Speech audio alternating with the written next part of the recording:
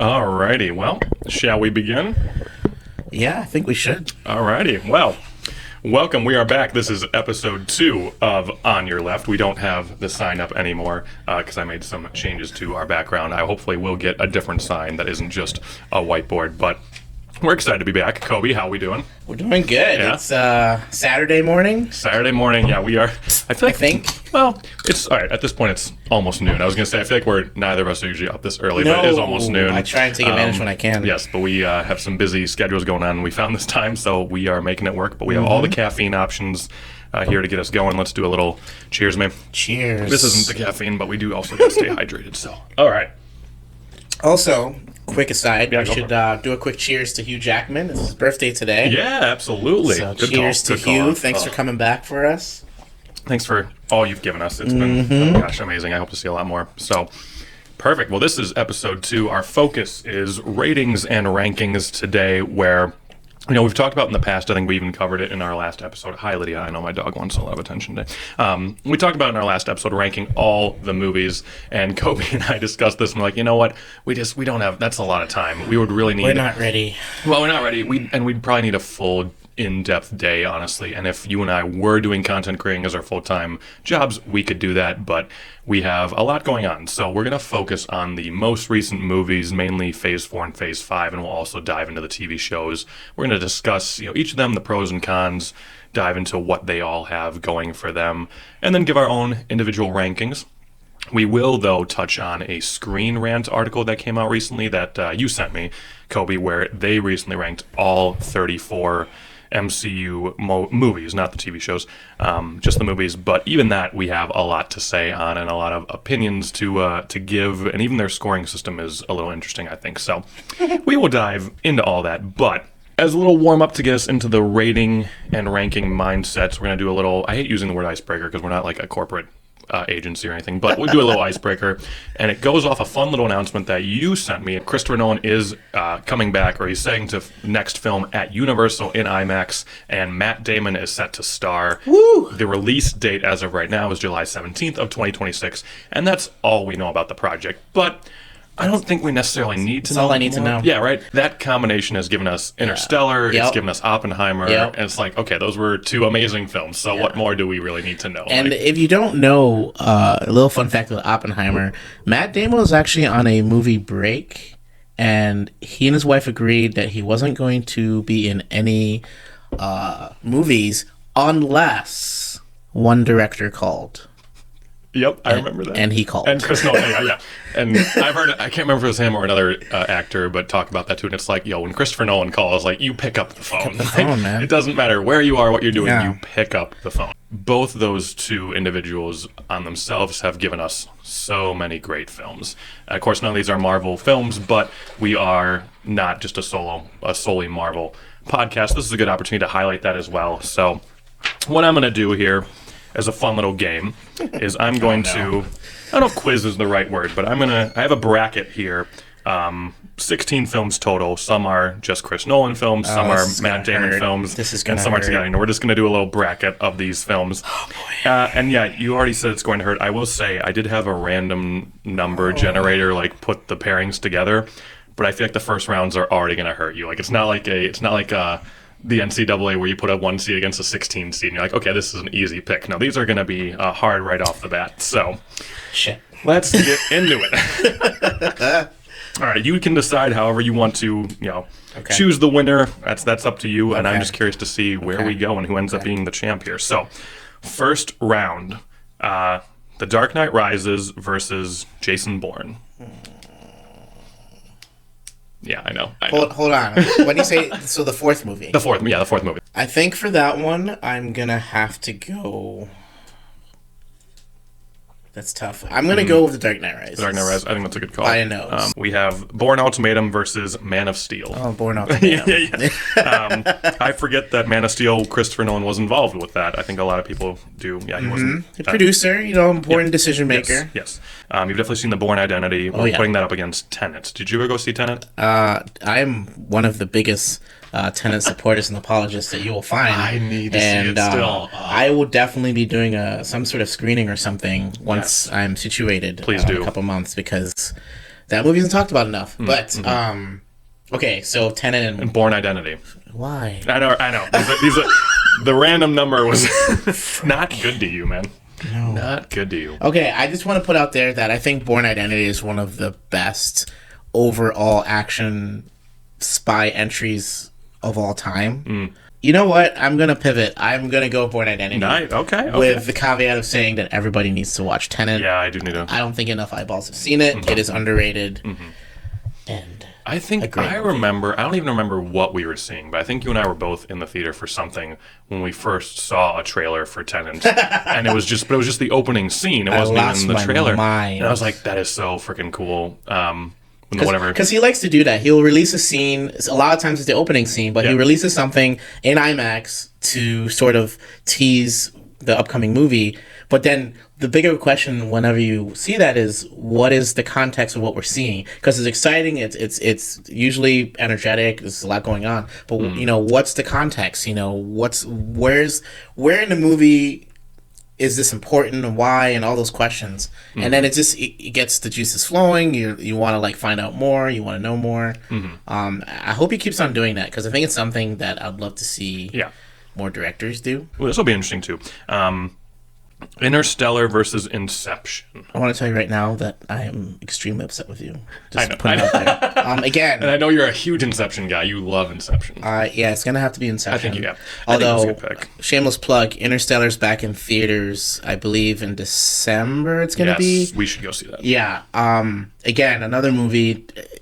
I'm gonna sound like a broken record, but you've got to see these on the big screen. A lot of people watch movies like this for the first time at home, which is fine. But if you get the chance to go back in the theater, especially if it's IMAX, and see these movies that were filmed on these cameras, you gotta do it. It's so worth it. But I'm gonna go with Inception. That's a good call. A lot of people ask me, why I love that movie so much, and I just tell people it's one of those movies you wish you could watch for the first time every time you watch it. So true. I think I sat in silence for a good 10 minutes when that movie ended, just reconsidering my life. It's fantastic. Nice. We have Oppenheimer versus Batman Begins, which is I feel like that's a great origin story, Yeah. but I know we both really loved Oppenheimer. Oppenheimer it is, Oppenheimer, but Batman Begins definitely reestablished an origin story film for sure. Oh, yeah. It raised the bar. Good Will Hunting against Saving Private Ryan. Good Will Hunting. Yeah, they're both good, but for their own reasons. Yeah, But Good Will Hunting, I think that was in the articles I found. It's like pretty consistently voted Matt Damon's best film. So yeah, you can't. Yeah, let that. young Matt Damon. Young Matt kinda Damon. coming into his own. Next up is The Martian versus Dunkirk. Have you seen Dunkirk? Oh yes. Yeah. Again, listen. Sorry to do this. No. If it's Christopher Nolan, Yeah, you're there for it. I've seen it opening night, Yes, probably. yes. I have a T-shirt or some sort of thing from almost every movie that I've seen, and for that one, they were giving away. I saw Dunkirk in 35 millimeter T-shirts because I saw it in like original film too. I watch The Martian probably like once a month. Really? Yeah. It is good. I think people forget. Like it's. I'm gonna go with The Martian. That has an emotional Yes. connection there that just is tough to shake. The Dark Knight versus Bourne Supremacy. This is probably one of the hardest ones I feel like for you. Yeah, well, you know how I feel about The Dark Knight. And The Bourne Supremacy is probably the one I watched the most with my dad. Like, we Really? love that one. I don't know that a lot of people know that, what's his name is in the Bourne movie?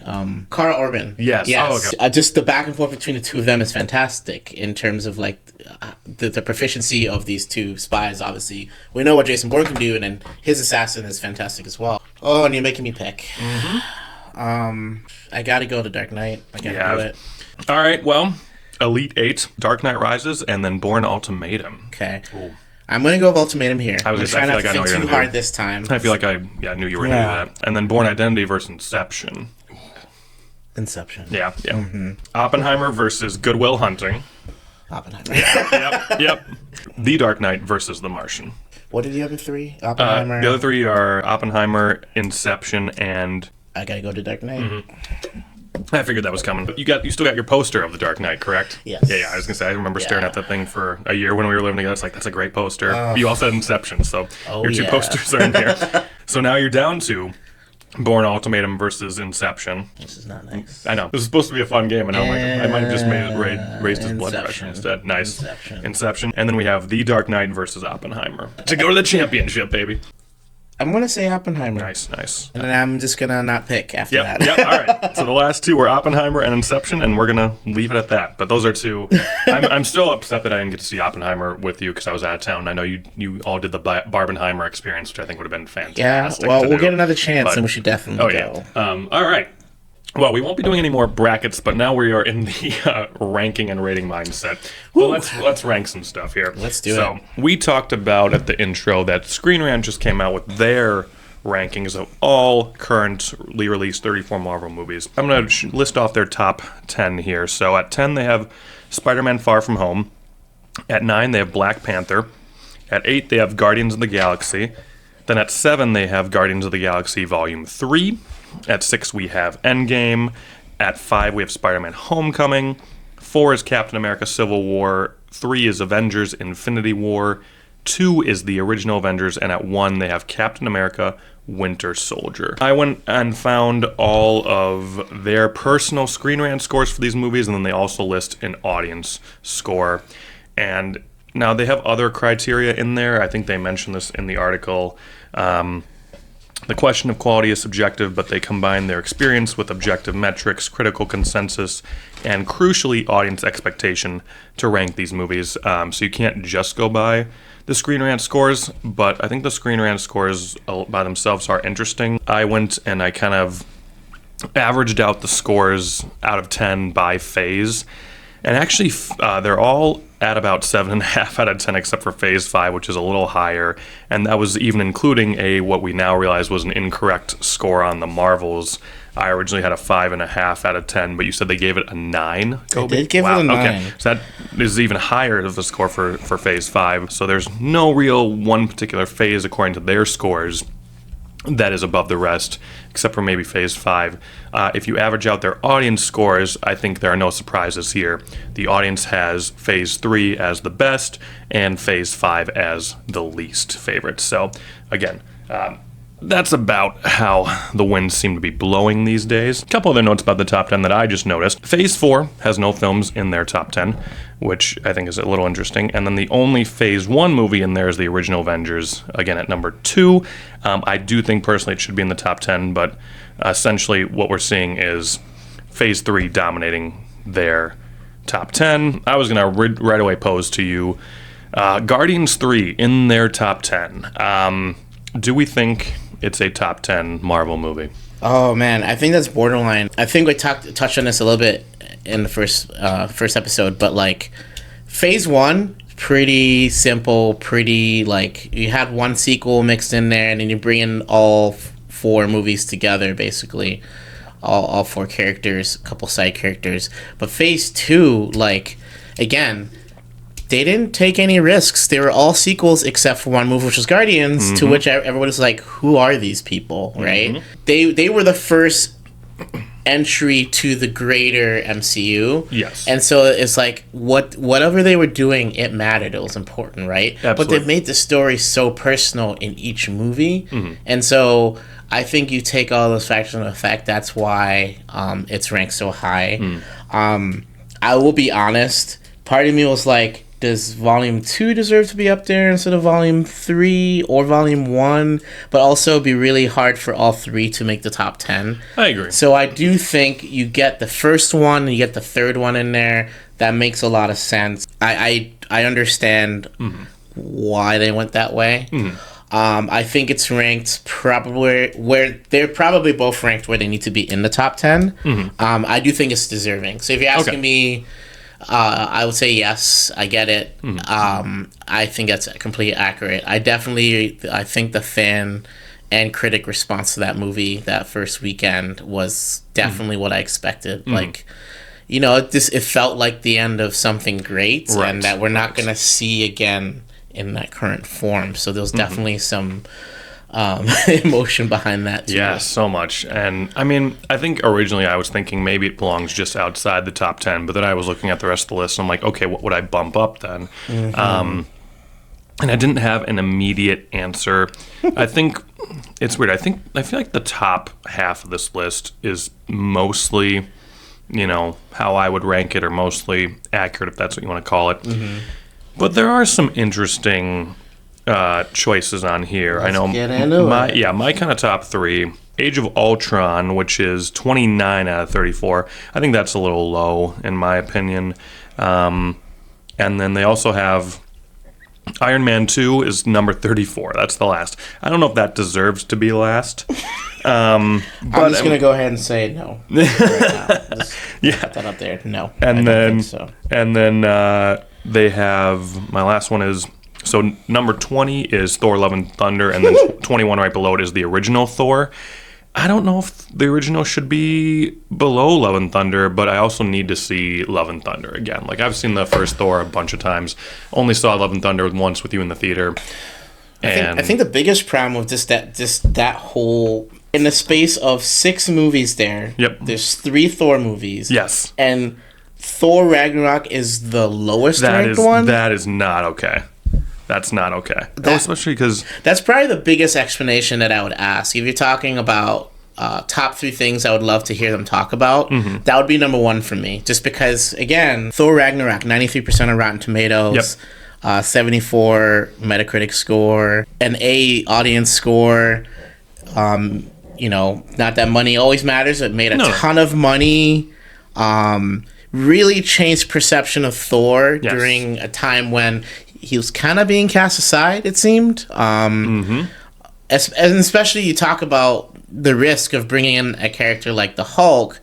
They were doing that a lot more, where they're, all right, we're going to throw a couple more characters in each of these movies, have more Avengers interacting, and it's just like, okay, so are we making more of a Hulk movie? Right. Are we making it too cosmic? Like, what? But it really, really worked, and it made for a great setup for his character in that Avengers two-parter, really. I'm disappointed in that one. Yeah, it definitely shouldn't be the last. It almost, in my opinion, out of Thor, should be first. Objectively, I'm not going to just call out a movie that needs to be the last one, but I think you should. Iron Man should be ranked above The Dark World. I would agree, yes. I think Iron Man 2 is the one I'm talking about. Iron Man 2 above. It should be re-ranked above The Incredible Hulk. Those two, for sure, I would say I would have absolutely no problem with. Like, I would just keep walking. Like, it would not faze me at all. And I don't want people to associate that with saying we think it's a terrible movie. Again, no. There's going to be an episode where I'm probably going to talk about this for 90 minutes about how I feel about those kinds of assertions. Someone just has to be last, unfortunately. Thank you. Someone has to be last. That's the simplest way to put it. Somebody has to take that spot. And again, it's very subjective. You can have whatever you want there. I just can't. Iron Man 2 has one of my favorite suit-up moments of all time, so I just can't. I can't put that at 34. The suitcase becoming the suit is iconic. I'm sorry. I think a lot of the initial irritation with that movie is that for being the first sequel, that's also the first movie where they started throwing other characters and storylines into these movies. Just gonna say that. It's happened so often since then. We sort of shrug, but back then they were like, "Oh, why do we have Black Widow in here? And why is Shield interfering?" And it's just like, this is kind of like what they were starting to do. And then especially in Phase 2, and then again, Phase 3 is absolutely the most popular by any metric. You're just looking at the way people feel about these movies, and almost all the movies were doing that at that point. So I think Iron Man 2 deserves a lot more grace than it got back then. I agree. And then we had, what did I have? I had Age of Ultron. Where is Age of Ultron? Yeah, 29. I don't know. That one deserves some more grace too. I think so. I think they could have done more with Ultron, and I think he was a really good villain. And yes, I would love to have seen more of him, but that doesn't mean he should be laying that low on the timeline. I really liked that Avengers movie in particular. I think we had some great scenes. We had the Wanda messing with people's minds. I think it asked great questions of the heroes of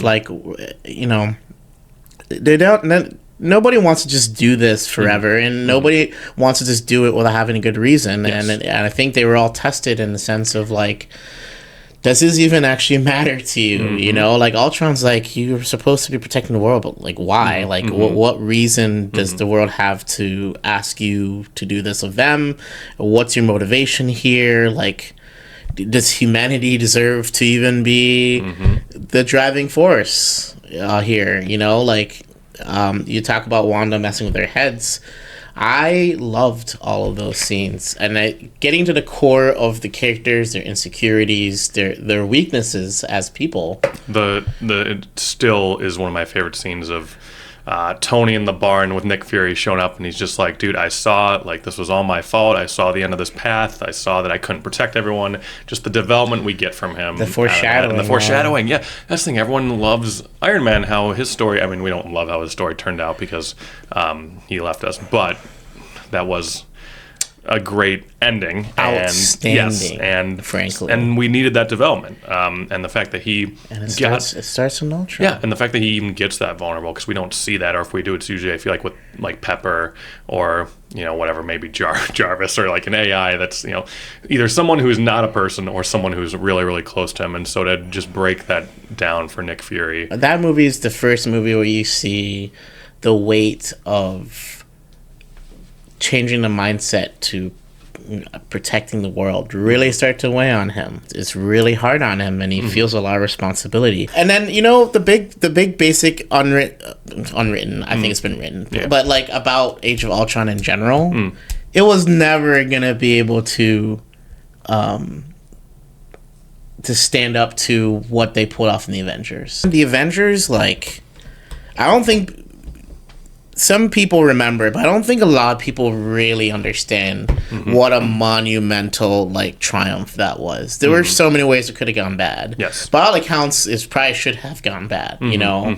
Looking back, the director and what he's gone through since those movies and things. Yeah. But, like, to it be such a rousing success, and then it's like, Marvel literally is sitting probably in their office saying, we did it. Yep. We pulled it off. Like, holy crap. Like, we have to keep this going now. Which is why, again, I say phase 2 was, let's just, like, see if we can keep the ball rolling. Yes. They didn't take too many risks, except for the one big one that I already talked about. And then they just went straight into an Avengers 2 sequel. But by then, we already knew of all the things they were planning. They were, I mean, that list of phase 3 is ridiculous. Yes. They did the Guardians again. They brought Spider-Man in. They brought Doctor Strange in. They brought Black Panther in. People realize, like, how much they expanded. That roster exploded. Yes. They set themselves up for quite the task to do another Avengers movie. Like, you're not going to be able to ignore all these characters you brought in. Like, you have to include all of them. Yes. And they did. But, you know, Age of Ultron is what started us down that road. I think what people are ignoring when they rank these phases, and why we're seeing these phases ranked the way we are, is, like, I feel like phase 1 was very much like just your very, not superficial, but just your introductions, basic introductions, like, hey, these are going to be your, you know, 6 OG Avengers, and this is their stories, and then it's culminated in the Avengers, which is, here's what this, the idea of the Avengers, this is what the concept would look like. Great. Now I've introduced people. Phase 2, I feel like we got to develop people now more. Develop these characters, bring out a few more. We also have to introduce all these stones, because that's what phase 3 is going to be about. And phase 3 is just going to be about the war, and it's going to be very action and very, you know, resolution based. So I think that's why, you know, we see decent scores for phase 1 typically, and then maybe a little drop for phase 2, because people don't want to sit through the development. They want to go right to the phase 3 stuff, which I agree. Phase 3 is just banger after banger, but that phase 2 is very important to develop these characters. You can't just jam all their development into their origin story and then say, great, let's jump to Infinity War. And I'm glad they didn't. Yeah, oh, absolutely. Because we got to see development not only in their main movies, but we got to see it in the Avengers movies too. Yes. They're not just, you know, straight arrow stories where they just focused on one thing. Yeah. Their motivations change, their minds change. Watching Infinity War was an experience because of the connections so many of these characters forged over the course of the entire saga, but then even in the course of that movie, that matters to them in that moment, and you feel that, right? Oh, yeah. So all that to say, in our opinion, Age of Ultron on this list, a little low, a little bit low. I don't even know where I would put it. I'd like to say I would put it between 11 and 20, but that might be maybe just outside of 20. I think 29, on the cusp of 30 is too much. I don't think any of the Avengers movies deserve to be outside of the top 20 because of what they do for the entire universe as a whole. And again, I think when that movie first came out, there were complaints and gripes. But I think now that we're well into the 30s and you look back, and we're, hindsight, we get to look back. It's a much better movie now than it was back then. Oh yeah, a lot of movies age better over time, and in an interconnected universe where this movie is referenced more than just a few times. I definitely think its impact is greater now. Absolutely. For the development of several characters, for the arcs that continued from that movie. There's a gripe about some movies where plot lines are sort of left undeveloped or discarded for a while. That doesn't always come to fruition because sometimes it's just like they're biding their time. Yeah. I think almost every storyline, if not all of the storylines in that movie, have been taken care of. The big ones were Thor dealing with Ragnarok, the visions, and then obviously Tony sort of dealing with the world-ending stakes. Cap sort of feeling out of place, out of time, right? Yeah. Look at how well those got resolved, Absolutely. And then we got introduced to some characters that got some good run. I'm right there with you when it comes to that movie for sure. Any thoughts about this list that we haven't covered yet, or any outright wrong rankings? So I wonder. You asked me. Well, here, let me just present this question to you. Oh boy! In the top 10. Yeah. Which movie do you think got the highest Rotten Tomatoes score? That's a good question. I feel like it's got to be Rotten Tomatoes. Let me think. I feel like it's got to be either Infinity War or Endgame would be my guess, and I'd probably lean more towards Endgame. But, yeah, I'll go with Endgame. Okay. Oh, boy. Endgame is second. Okay. What do we got 94. Black Panther. Really? Which has the highest score so far in the MCU of 96. On Rotten Tomatoes, okay. Yes, I feel like I was going to maybe get into that this episode. I don't know a ton about it, but I feel like some people have complaints about Rotten Tomatoes scores in general. Yeah. So I'd try, But again, some of these Screen Rant scores don't seem to make sense to me, so I don't think any system is perfect. Yeah, and with Rotten Tomatoes, so we can definitely get into more in another episode. Yeah, we might have to. The big thing about Rotten Tomatoes is it's basically aggregating favorable versus non-favorable reviews. Okay. So, did it get a good review from this critic or a bad review from this critic? Mm-hmm. And I think critics most of them now do a 5-star system. Okay. But some of them will do a point system. Mm-hmm. And what you're shooting for is you want it to be over 60%. Gotcha. From the critic, mm-hmm. but also the score. The Rotten score is anything under 60. The Fresh is anything above.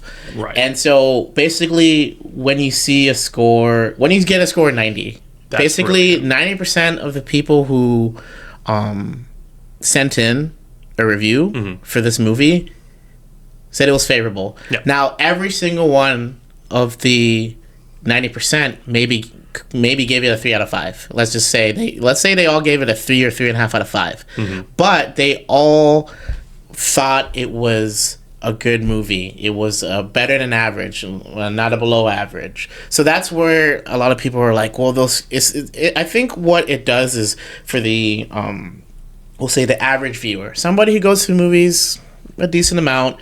Maybe they don't have an affinity for a certain franchise, a certain genre, that kind of thing, but they want to go see a movie and they see maybe an actor they like or a director they like, and they see the score and it says 85. That sounds like a really good movie. You know what? I might go see that. I think for me and you, it doesn't matter what score that we see for a Marvel movie. No. The funny thing about it is we're probably already going before the score is even out there. But maybe somebody who's less of a fan but goes to all those movies, maybe they see a higher score and that encourages them to go a bit more versus mm-hmm. they see a lower score and they said, maybe I'll wait for that one. Right. But, I like Rotten Tomatoes as sort of that initial sort of barometer. Right. I think Metacritic is like a more intense sort of ranking system, and then you get like CinemaScore, which is more audience based. There's a lot of different ways to kind of get your information. I think that's the thing that I've mainly heard about Rotten Tomatoes is that it's the critic score, and I think some content creators I've watched that exclusively rate movies, some of them have started have issues with, okay, but who are these critics? Because certain movies will come out with certain themes or certain stars, and then they'll get really low ratings, and it's kind of like, okay, why are these getting? And we're actually going to talk about that a little bit later in this episode. We'll briefly talk about that with some Marvel projects, but again, that might warrant you a larger conversation in the future. Yep. All I'll say is, in general, whether it's a critics giving the scores or like IMDb, which is more just users or audience members, all those systems have response bias, unfortunately. Unfortunately, yes. So you can't avoid it. So you kind of just have to try and sift through that as much as you can. And it's getting better. There's more people involved. There's more diverse people involved, and that's what we want. Exactly. You want the opinions of everybody out there who watches movies, so that more people can have more opinions and make more decisions about these things. So, but what started that conversation is, you're saying Rotten Tomatoes has Black Panther as number 1, which on this article is number 9. Yeah, and so what I wanted to highlight with the top 10 is that almost all these movies have 90% scores. Oh, nice. 90 or above. The two notable exceptions, I think, movies that people were going to go see no matter what. Infinity War and Guardians of the Galaxy Volume 3. I figured Guardians 3 would be on there. What's Infinity War sitting at? Infinity War is at 85, which, again, because it's part one of sort of the two-parter, there were maybe some unsatisfying, unanswered questions for some of the critics and some people in general. Yeah, with Endgame, I think I knew, something was going to be coming too. I just didn't know what it was, and I think I remember even like being in the theater with you, and when they first kind of announced or hinted at the solution was going to be time travel, I think even at that point I was still like, really? They're just going to do time travel? But then they did, and I was like, okay, this was actually beautifully done in my opinion. Or it wasn't just like, the stereotypical time travel we're all used to seeing in whatever TV shows or movies. So quick question, when they even brought up the concept that they might be doing time travel, what was your first thought, like, as far as how they were going to do it? Because I'll tell you what most people said, but what did you think? Oh, I think I was more just caught up in, I can't believe that's how they're going to resolve all these movies, that's going to be the solution. I would never in a million years have guessed Ant-Man technology. Exactly. For that Nobody was thinking about that at all. Which I think that was genius in itself. Yeah, I think I was thinking somehow they were going to get they're going to get the time stone back somehow. Yeah.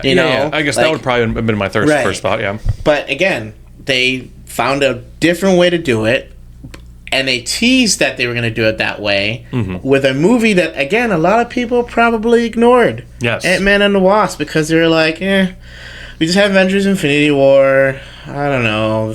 Ant-Man, I don't care that much, it just seemed like it was a very comic relief movie at that point. It's like, maybe we'll see Paul Rudd again, but if not, he gave a great performance, and we're going to walk away. The number of people that didn't know what Ant-Man was necessarily doing right away in Endgame was comical to me, because it was just immediately, I was just like, they didn't see Ant-Man in the Wasp. Yes. Because the last half and then the post-credit scene to that movie tells you everything you need to know. Yes. I was just like, okay, yes, I think I know how they're going to pull this off now. That's right. I think especially that was probably part of my first reaction too, is that, because that movie started, he was still in the quantum realm, so it's like at that point I think I was just like, oh, well, he's just going to be stuck in there until they get this all resolved, and then someone will be like, oh yeah, by the way, we got to go pull Scott out. And he gets out, and I think he's like, hey, we can do something with this. Somebody can do something with this. Yeah. I can't, but somebody can. Right. And of course, that somebody became Tony with a little bit of help from Bruce Banner, but the important thing there was it was not a throwaway movie. Yes. Like a lot of people wanted to say. None of these movies are throwaway movies. Yeah. But you look at this top 10. Yep. 2 Avengers movies, 2 Captain America movies, 2 Spider-Man movies, 2 Guardians movies. Yeah, I was gonna say, with the exception of maybe the Guardians that we've already kind I'm of so talked sorry. about. 3 Avengers movies. Yes, So and with three, yeah. the exception of maybe the Guardians, I think we've all talked about that a little bit. I think those are all warranted. I mean, Winter Soldier regularly comes up as a favorite among Marvel fans. I mean, that reveal is iconic. Civil War, yeah, I could see that too. I guess number 4 seems High. maybe just slightly high. I think Yeah. top 10 still deserved because we do get some more big reveals there. We do get Zemo. I do think Zemo is a great villain in the strategy that he takes. Yeah. It's like, I can't take these guys on in a physical altercation, but I definitely don't need to. And I love all that. And we get a little more of the origin story with Bucky. And obviously that leads then to further context in Falcon and the Winter Soldier, which great project in my opinion. We'll talk about TV shows here in a second. So yeah, maybe Civil War a little high. The other thing I just realized in here, I thought No Way Home was the 10, and I get a little bit why you would have Far From Home higher. I feel like just from an impact though, obviously No Way Home Yeah. packs quite the punch, but I Yes. get it. I don't think people appreciated Far From Home as much right away. Mm-hmm. Because as far as a palate cleanser goes, I don't think you can really palate cleanse from like Endgame. Oh, you know. gosh, yeah. Although I think the great thing about that movie was that because it was right after Endgame, he was feeling the way the rest of us were feeling. Oh, yeah. Right. Like not doing the OG Spider-Man 2 thing of like, oh, my powers are disappearing kind of thing, but just sort of just struggling. Yes. And there was that cliche of, well, maybe other Avengers could be like helping him work through this, or maybe he just doesn't need to be Spider-Man for a while, which he did try to leave it behind and kind of enjoy this trip, and Yes. that didn't work. Not his fault. No. Nefarious nefarious person trying to take advantage of this void, Yeah, right. and he what I think that movie did a good job of reminding us all that he's still just a kid.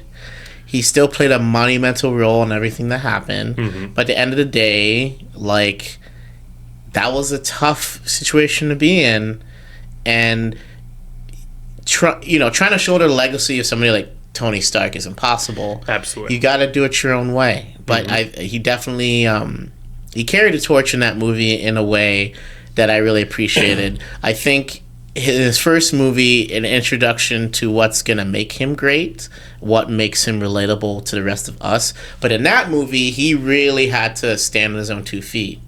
Oh yeah. Because he makes his own suit. Yeah. In that movie. That was so cool. You can say this Spider-Man's a bit more technologically advanced. A little bit. He gets a little bit of help in that way, but he really is. I mean, he relies on his skills just as much as the other ones do, and I mean, in that like ending scene in that movie, it's all on him at Yes. that point, Yes. because he doesn't have any of the other advantages that he previously had. Beck has all this technology working in his favor. Oh, Beck. He has to rely on his Peter Tingle. Yes, Pierce. Yeah. Which I do still have a slight problem with, but I'm Yeah. willing to let that go. It's fine. It's fine. He had a late developing spider sense, There which you is go. fine. No, I agree. I think, and what I loved about that movie, and really these Phase 4 and a little bit of Phase 5, but especially Phase 4 projects, is that they are, exploring and touching on a lot of what's happened in Phase 3 and like the after effects of, and I think they touch a lot about them in Spider-Man movies with like, Especially in No Way Home. yes, like, oh, we're post blip now, how is the world doing post blip? Yep.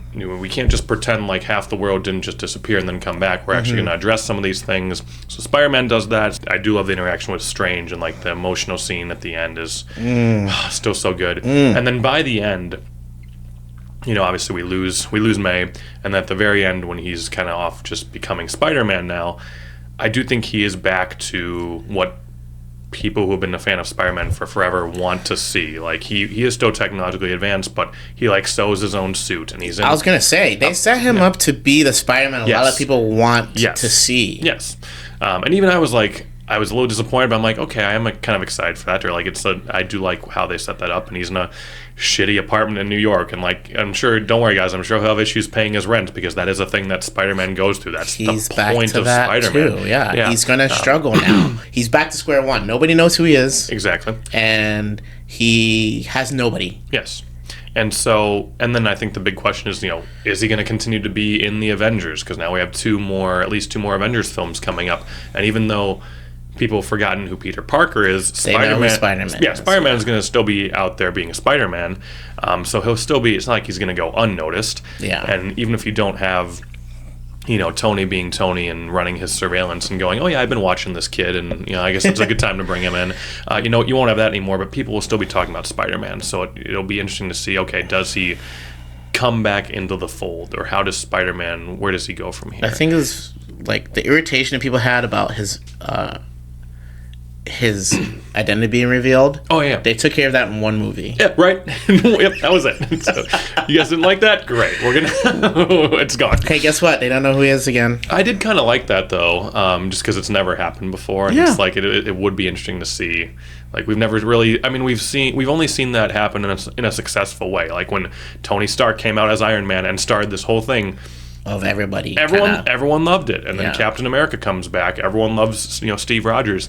But yeah, then to have that reveal, and then suddenly, okay, there are some critics and some unwanted attention, because he is still just trying to be a regular kid, which is not going to happen, unfortunately. I love that he's trying to do that, but that's not going to be a thing. I mean, you could still, I think, you can still try to find that middle ground and be just the friendly neighborhood Spider-Man, which he is definitely set up to get back to that role now at the end of the latest movie. But again, now that we're going to have some more global threats, maybe universal threats in Avengers movies, we'll see how long that lasts. Yeah. Okay, I got one more exercise for you. Go for it, yeah. I think this one will be fairly quick. Yeah. So we've got this list here. Yeah. So look at 1 through 10, 11 through 20, 20 through 30. Yep. Pick one movie in each one of those brackets that does not belong there. Oh, I like this. Okay. Not saying whether you were going to raise it, lower it, but just say that shouldn't be there, or I would like to move that somewhere. Okay. Let's see. I feel like I want to start at the bottom, so 21 to 30. Let's see. I think you're gonna. I think you won't be surprised by mine, just because I've talked about some of these in the past with you. Fair. You know what? Let's see. Okay, for 21 to 30, I'd either say Age of Ultron, which is sitting at 29, or Ant-Man, which is sitting at 22. Okay. Because again, and part of that is hindsight, which we just talked about briefly. That again, Ant-Man ended up being part of the larger picture in a way that no one even really expected. But I still really like Ant-Man, the original as a film. I love Paul Rudd for the role. I love his counterpart. Why can't I remember her name off the top of my head? I love their chemistry on screen. Who are you talking about? The Wasp. Who's the Wasp? Evangeline Lilly. Thank you. Yes. Yep. So it's either Ant-Man or Ultron. I might lean more towards Ultron, honestly. So I'm going to say Ultron. Okay. 11 through 20. Ooh, you know what?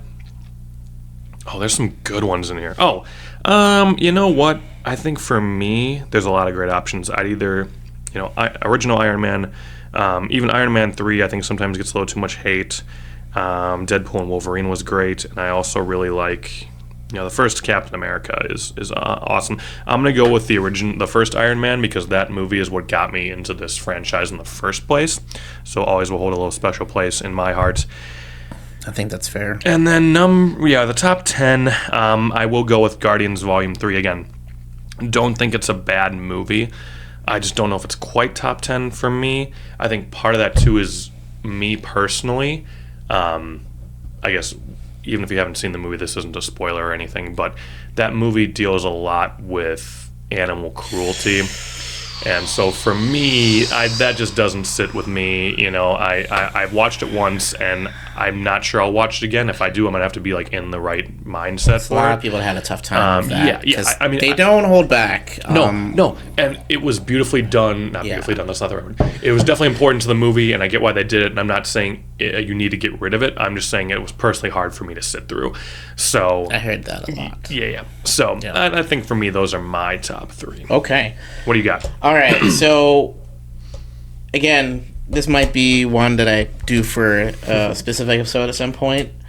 Maybe like an underappreciated movie one or something. But I think The Eternals. I'm sorry. I think... I would love to do an episode about both underrated movies and just that one in particular. I think that gets a lot of hate. I think if The Eternals had come out during Phase 3, which is when I think a lot of new content was being appreciated, I feel like it would have been received better.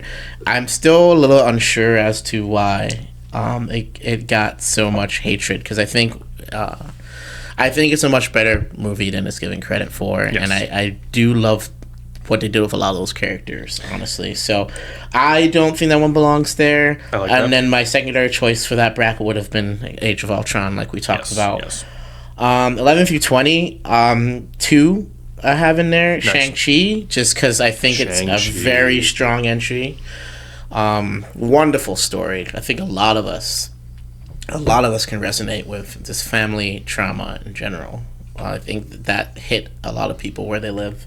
And then Thor: Love and Thunder. I just, again, I think that one's going to continue to sort of like fluctuate just because it's kind of a divisive entry depending on who you talk to. Yeah. So that's fair. I think Eternals, I feel like the main gripe, it's addressed in the movie, but if people still aren't satisfied. But obviously, I feel like which is why I think you're totally right about if it came out in Phase 3, no problem. But now post Phase 3, people are like, okay, pissed. well Thanos was there, and you guys just were like chilling. and they answer it. They address it in the movie, like it's not they literally were in that meeting going, this is going to be a problem. We need to make sure this is addressed. We have to directly Yeah, answer talk the about this. question Yes. so that people don't get mad at us. I would love to do an underappreciated or underrated and specifically talk about Eternals. I do need to also see that again.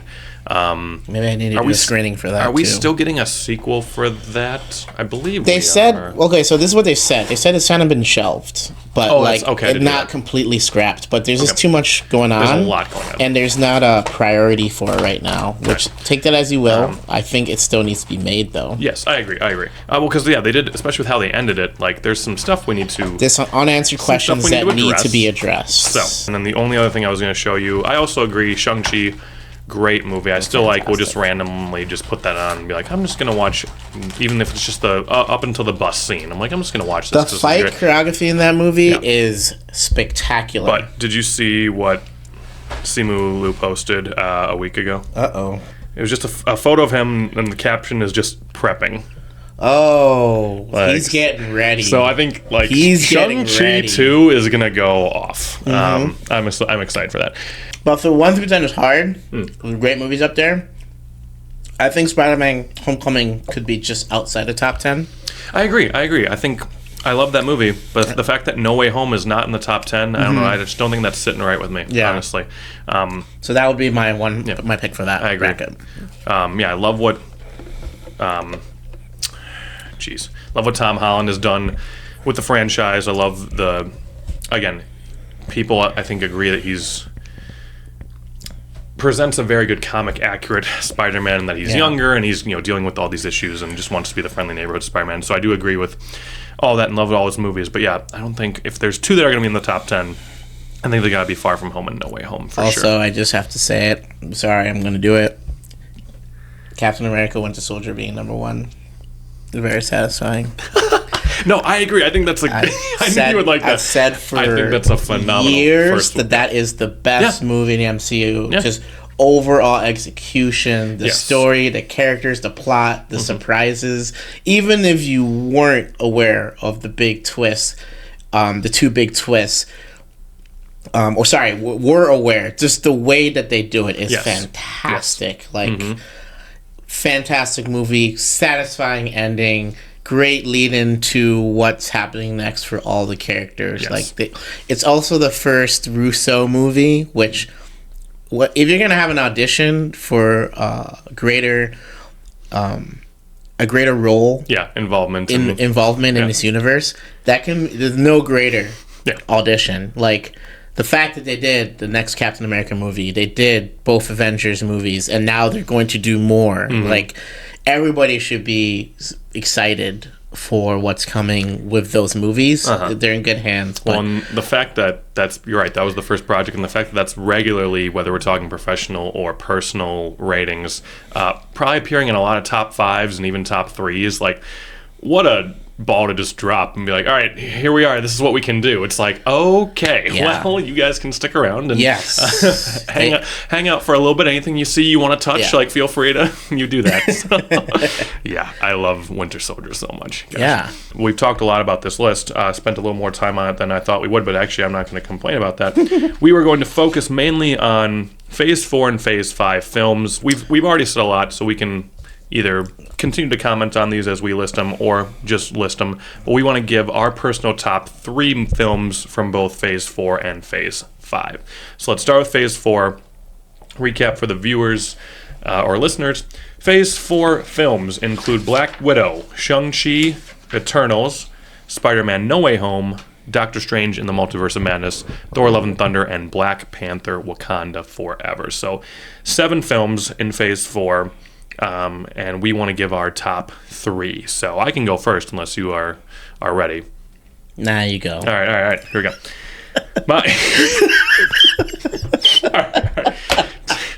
My top 3. And gosh, and I have seen all these. It has been a minute since I've seen some of these, like Eternals.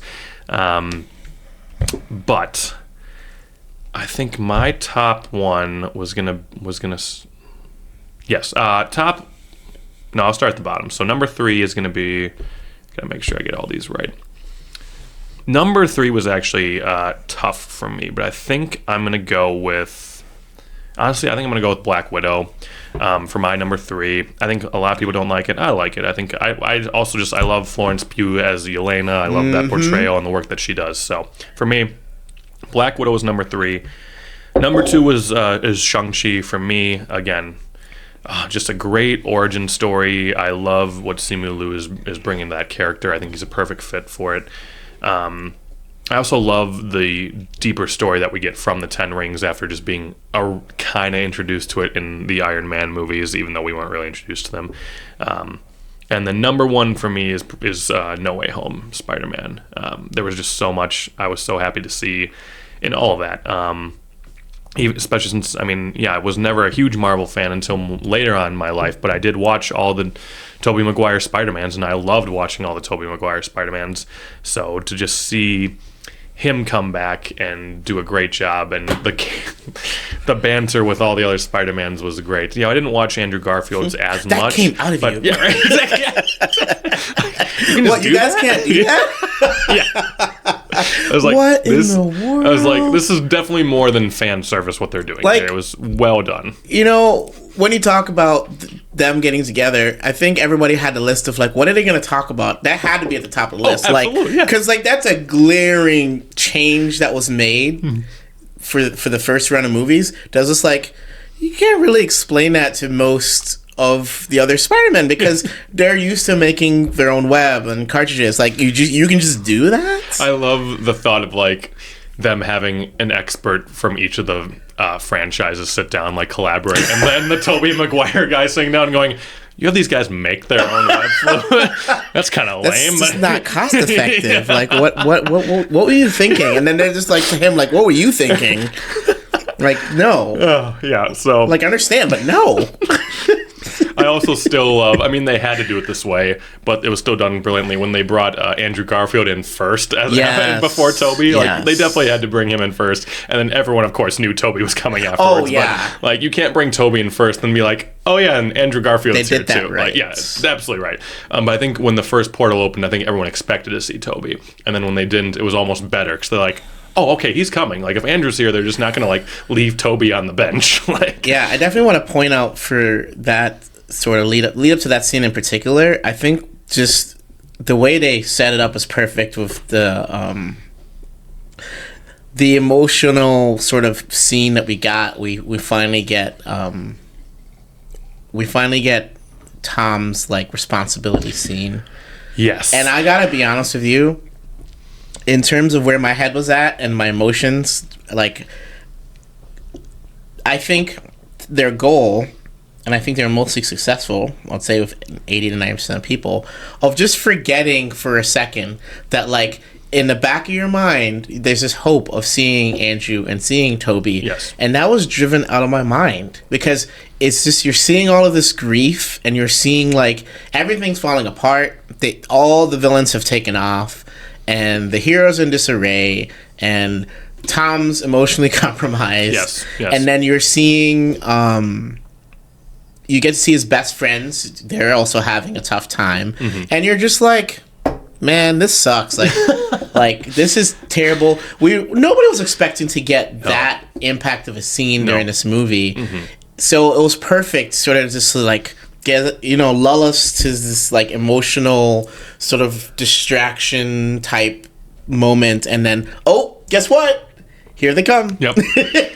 And even just that emotional scene in general, I think I was a little naive, and I was like, okay, we've had 2 movies where May has survived. Maybe she will make it through the trilogy. And when it happened, then I was like, I mean, this makes sense. I think it has to for the Spider-Man story.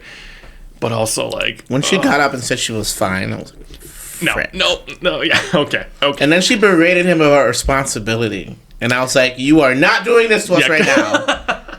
Like, no. As soon as she said it, I was like, it's over. Yep, exactly. The whole crowd, too. Yeah. You could just kind of tell there was, like, a hush of, like, oh, what? Yeah. We weren't expecting that. Exactly.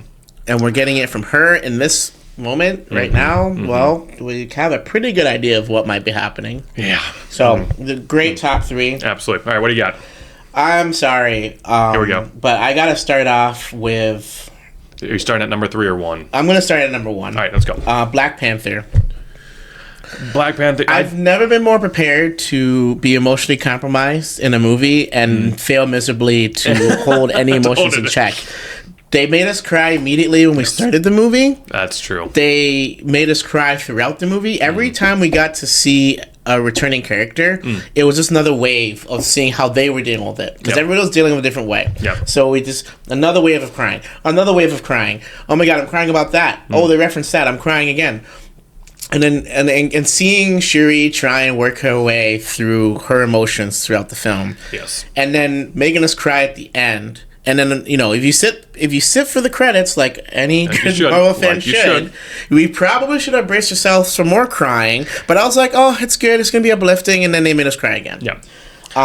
That's a good pull. So I'm telling you right now, they had probably one of the toughest tasks the movie can have, an unexpected change like that, and to just completely redirect. But they did a fantastic job of honoring Chadwick, continuing a plausible story.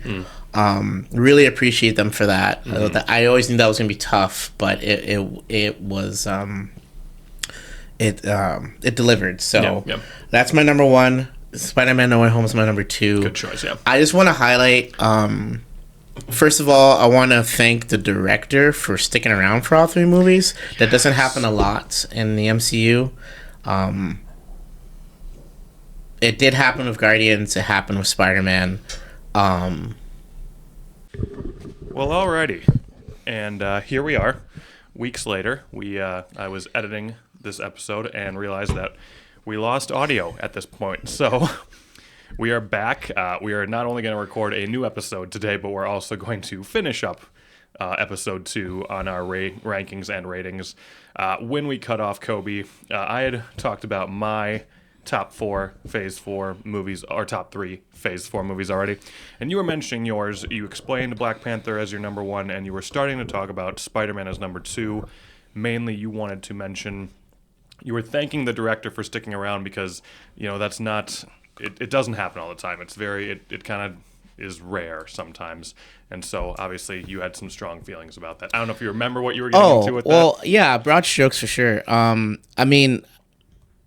I just think it's really hard in this landscape of how busy directors are with producing other things, with streaming projects, with passion projects, side projects. There's just a lot going on in the lives of these creators. And so even just looking at between Spider-Man 2 and 3 in the MCU, there were reports that he may step away to do something else. And that, of course, didn't happen. So obviously, I want to thank him for that. But a big reason why we had the conclusion that we did in that franchise is because we had the same vision all the way through. Felt very cohesive the whole time. It felt consistent. Say what you want about the adaptations of some of the different characters and some of the arcs and stuff. It was consistent, and that's really what you ask for when you talk about a trilogy, a franchise, especially one that's weaving in and out of other storylines in a greater world. Oh, yeah. I think we're in the phase now where this is happening all the time. It wasn't happening all the time in phase 1 and phase 2, but now it's like it's part of the game. So I just John Watts did a fantastic job as a whole, and then just the nostalgia with that movie, bringing back some of your favorite characters, and everybody committing to doing as much as they could. We had Willem Dafoe doing his own stunts and stuff like that. Like that just amps up a project. So that was it's hard for me to rank that one number 2, but I think Black Panther kind of like has that emotional aspect that elevates to the number 1. But I would say No Way Home is number 2, and then for me, number 3 is kind of a toss up. I won't talk about each too much, but I do think Eternal's got a bit too much hate. I think it's aging better as the years go along. And then Shang-Chi was a big surprise. A very, very, very deep emotional family story, of which you sort of get surprised by with Marvel a little bit, because they had other family stories, obviously, like looking at Ant-Man and Thor and stuff like that. But this one was sort of, we can all take pieces of it and really break it down and react to different bits of it and say, oh man, that really hits me hard and that kind of thing. Lots of different dynamics there, and really well executed. I mean, I can't say enough about the action in that movie. There's definitely a fear for me, I don't know about you, but that the action wasn't going to be worthy of a martial arts style movie. Yes, because absolutely. It's an MCU. Sometimes they can cut some corners there, but they did not in that movie. Mm-hmm. Visual effects are fantastic. I just I have a lot of strong things to say about that movie. Yeah, and I think, I don't know for sure, but I would guess that Simu Liu also, I think he probably had a lot to do with, I think he wanted to make sure the martial arts was very accurate in this movie as well, because I think he's very proud of his culture, and I think he definitely brings that into his work life with him. I just found out, I didn't realize he is one of the hosts or sharks on a different version of a Shark Tank show. I don't know if it's a Canadian version of a show or but I had no idea. But so there was a lot of controversy recently because some company came on trying to do a new form of boba tea, and it was 2 Americans, and they were basically just I think they were kind of just bashing on boba, or they kind of lost the point and the cultural inspiration and aspect of boba in this product. And Simu did not hold back. He's like, this is kind of disgraceful, guys, and I want absolutely nothing to do with this whitewashing that you're doing of boba tea. I was like, dude, I didn't even know that you did this, and now I just watched a whole bunch of videos on this, and I'm in love with it.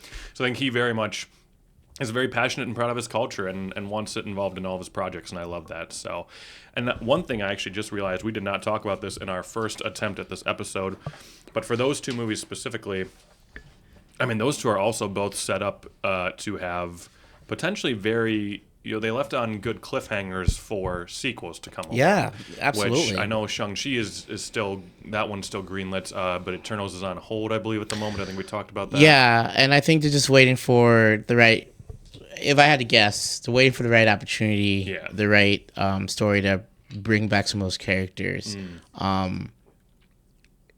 Maybe even all the characters, because based on what we learned in that movie, none of those characters are ever really gone/dead, right? Which is an interesting sort of thing to think about. But I just think they went for a huge scope in that movie. It didn't really resonate with everybody, but they still have an important role to play.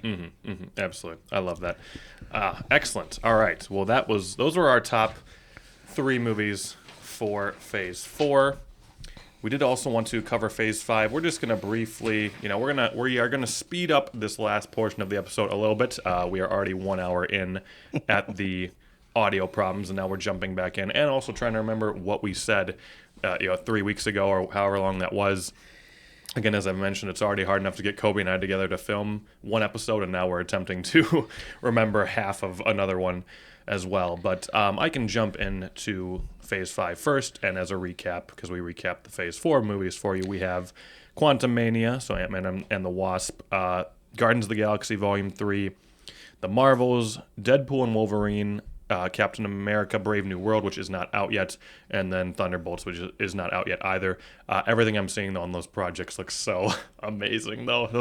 I feel like those are going to probably kick one of our top threes out once we go see them. I think at least one of them will be a top three, if not both. But at the moment, and I'm trying to remember exactly what my top three were, I know for a fact my number one was Deadpool and Wolverine. I love Deadpool so much, and I loved seeing the deeper story and interactions with Wolverine in that movie. So number one for me, I believe I probably put Guardians of the Galaxy next. And then I don't know if we even did top three, because there's almost not really a good. I think we just kind of loosely ranked how we felt it was going so far. Yes. Knowing that we got two big time movies. Exactly. To get to next year. I really loved I really loved those two that I just mentioned. I think I definitely mentioned it last week. I can't remember if it got cut off or not. But the only thing that is, I don't want to say I didn't like it, because I did like it, and I think it was really well done, which is kind of a weird thing to say about this, but I've only seen Guardians of the Galaxy Volume 3 once. I might watch it again, but I've discussed with you that, the animal cruelty theme of that movie, again, is very well done, and that's a weird thing to say about that, but for me, that just was really hard to watch as someone who is very empathetic and has a dog themselves. That was very hard to sit through, but it was definitely important to the story, and I think obviously without it, the movie is not the same. So those were my two big hitters for this phase and what I liked so far. I know Quantumania has been getting a lot of hate, and The Marvels, I think, has been left with kind of mid reviews. I'm a big fan of The Marvels, first of all, and I don't really understand the agenda against sort of those movies, and then maybe as a whole Brie Larson. I think just overall it's been a very weird a weird movement, I guess. The Marvels, by a lot of metrics, did better than a lot of people were expecting. To that point, when it went to streaming after having, a much quieter theatrical release than they probably wanted, but it became one of the most popular streaming properties for weeks after it came out. Mm-hmm. It was a condensed storyline. It was a shorter movie.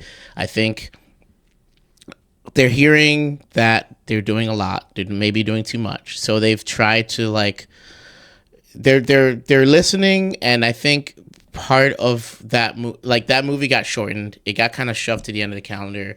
It also was the movie that was coming out before Deadpool and Wolverine. So a lot of people were looking ahead to that. That same kind of thing happened to the first one too. That was the one that was coming right before Infinity War, or is it Endgame? Endgame. Yeah. It was before Endgame. So a lot of people were just like, hey, can we get going? But yeah, I really like the Marvels. I think Ant-Man isn't aging well because of things that happen beyond their control. I think that's a good. That was going to be a developing storyline that was building towards something that's completely changed. Yes. Obviously, Kang. I think Kang's still around, but definitely is being thrown to the back burner. I thought that movie just suffered from some pacing. And I don't know, the pairing of Ant-Man and Kang was interesting. I know Ant-Man has a very interesting power set and has to deal with quantum and time and because of what Pym particles can do and all that. But it always seemed like a weird pairing. I do kind of agree, especially because and I think they did do a good job in the movie of showing how intimidating and powerful Kang is or was supposed to be. Yes. And so to put him up against Ant-Man, who's not one of the strongest Avengers, it's, I don't know. You're right. It was an interesting pair, and to have them go literally head to head at one point in the movie, it's like, okay, well, yeah. Putting aside Jonathan Majors, the person, like he brought it for that role. Oh my gosh, both in TV and in film. So, yeah, Guardians 3. I mean, yes, that's a very tough watch for a lot of people, but in terms of the whole movie as a scope and wrapping up that trilogy, absolutely fantastic. I would definitely recommend. It's actually the shirt that I have on today. yes. Oh wait, there you go. Nice. They honored everybody. That's the thing that James Gunn does so well.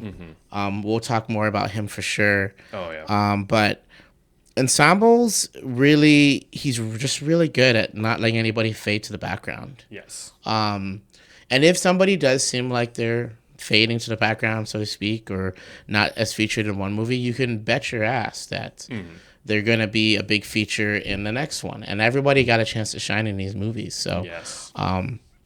But obviously, I think the star of the show right now is Deadpool and Wolverine, to the point that they are considering tearing up a lot of things just to make sure to get them both involved. Oh yes. And as they should. But I would say be careful about how you don't make it so that there's fatigue. Yes. From those characters, because that's their first entry in the MCU. They did a great job of highlighting in like the post credits. They did a little montage. Like, these characters have been around. You know, this universe is very rich. That is sort of been like faded and shuttered away. We're gonna see these characters again in different forms. But yes. let's just make sure we're doing it right. We're doing it intentionally, and I think they are. We're not supposed to really see a big X-Men property for a couple years yet. So. But I do like how they got them integrated, and I think in terms of what they added to the phase, so far I would say it's been more hits than misses and a lot more optimism than doom and gloom. Yes. So definitely excited. This next year is huge, though. It was supposed to be 4 movies. Now there's only 3. But again, there's still 3 really big movies. Oh my gosh. Yeah. Okay, great. Those were Phase 4 and Phase 5 movies, and now we're probably just going to combine what the original last 2 segments of the show were. Originally, we were going to then continue on and do a similar exercise for Phase 4 and Phase 5 TV shows, and then I had kind of a related question at the end, but I think we can just jump kind of straight to that. The question was that basically a lot of not for all of the TV shows that we've seen since Phase 4 and Phase 5, but a handful of them have dealt with some real-world issues within the lines of the regular plot and story and superheroes and blowing things up. And a lot of people aren't super thrilled with that. I've been seeing a lot of those ones have worse rankings on IMDb. Like, Falcon and the Winter Soldier had some police brutality or racism themes in there. There was Miss Marvel, which dealt with different religions. She-Hulk, which just had the female lead, which has historically been a problem to certain people. Yep. And Echo and Secret Invasion as well for Phase 5 were notably problematic to some people, along with Agatha all along, which dealt with a lot of again, non-traditional relationships, if that's even the word you want to use. So the question I'd posed for Kobe and I to discuss is it important for these projects to cover these real-world issues, or is there a different way they could tackle that if they really wanted to address that? So I don't know if you want to open or take the lead on this right away. Sure. I kind of want to go... it's a very simple answer. Yes, it is important to keep doing this. And no, it's not going to stop. No. So if it makes you uncomfortable, if you're not happy about it, you just need to jump off the train, quite frankly, because I'm not saying that any specific kinds of stories are boring, but it's always going to be the most interesting when all kinds of people are involved and all kinds of people are represented. Plain and simple. And that is starting to happen. It should have happened sooner, but it's starting to happen. It's continuing to happen, and it's not just happening in this universe, this franchise. It's happening almost everywhere you see. So frankly, it's kind of upsetting that some of these, even before they get released, you see the irritation. You see some things on discussion posts online, of just the negativity about it, and it's definitely one of those. You at least have to give it a chance to breathe. The nice thing about shows on the Marvel side of things, on Disney Plus kind of side of things, is that they don't come out right away. So we don't get them all. We don't get the entire thing, and then we can't just like completely judge it, bash it. Sometimes things get better as more comes out. Sometimes they don't. But the benefit of that is we get to sort of a slow burn. There's some excitement, there's some anticipation that we get to deal with there. Which I think is better sometimes for analyzing. I think sometimes people, when we get to binge a show, we can sort of have that like immediate reaction, and then maybe they rewatch it and they dive into it a little bit deeper. I like watching things. I do enjoy watching things on a weekly basis because you can go back and watch a couple times and sort of say, "Ooh, I missed that. Ooh, that's actually really meaningful." When you binge, you kind of want to get through it. I don't think anybody binges by watching an episode 2 or 3 times and then moving on. Pretty sure that's not the way it goes. So that's another thing I think they have going for them. And just in terms of the real world issues, though, like I do get that people want to escape and they get tired. But then you hear people complain about this isn't realistic storyline. There's no realism here. So which one do you want? Do you want to escape or do you want to be immersed? Because like I think there's a way to do both without harming people, without triggering people, without getting people all twisted up, so to speak. But it has to be done, plain and simple. I think it's definitely a problem how some of the reactions are to it, though. Yeah. And that has to be addressed. I think it's. I hesitate to say it's getting better because it's tough. I'm not sure you're seeing enough evidence of that. Yeah. I do think I see more people out there defending others and really trying to crash down on the culprits. So I think that's helpful. I think we're just gonna have to continue down that road, and you see it from Marvel and some of the other companies and stuff that are putting the content out. They denounce it pretty handily and quickly. I don't get the sense that we're dealing with producers and actors, actresses, and stuff that are on board with it either. They usually are pretty quick to speak out against the hatred and things like that. So, but yeah, to recap, yes, it is very important. I do love seeing more of those immersive stories, more things that like you do kind of connect to the real world. It's continuing whether we like it or not. We've got a couple movies coming out next year that are mirroring some real world events. It's not a new phenomenon either. I mean, we love to draw from what's going on, adapt it, twist it a little bit, and inject other things into those storylines. So I think it's important, and I think it's here to stay. Yeah, exactly. I mean, to reiterate one of your immediate points, I can't remember if it was the intro of this episode or another one, but yeah, the movies coming out that are mimicking some real life events. You mentioned the Captain America trailer that literally had to be edited because it took out a scene of something that mimics something that happened in life literally like earlier that week. So it's like, yeah, this is definitely happening. Yep. And I think a lot of the points you hit on are perfect. So just to keep my thoughts kind of short and sweet and summarized here, I think 2 big things. One, I love that Disney is even, putting this content out there because I think big corporations do get, a lot of bad raps, especially like these days, again, in the news, what's going on lately with some, CEOs and whatnot. Big corporations don't always take these stances and can be known for getting flack for that. So good on them for even being willing to put content out there. I'm sure not everyone in the company is happy about it, but it's good to at least see what your audience. I think that partly their audience wants this to an extent, which again, the ratings are not necessarily showing all the time, but I do think they want it. And I think that's why they're putting it in there. I think the biggest thing is you mentioned escapism. Yes, I agree. I agree that people do watch stuff like this to escape.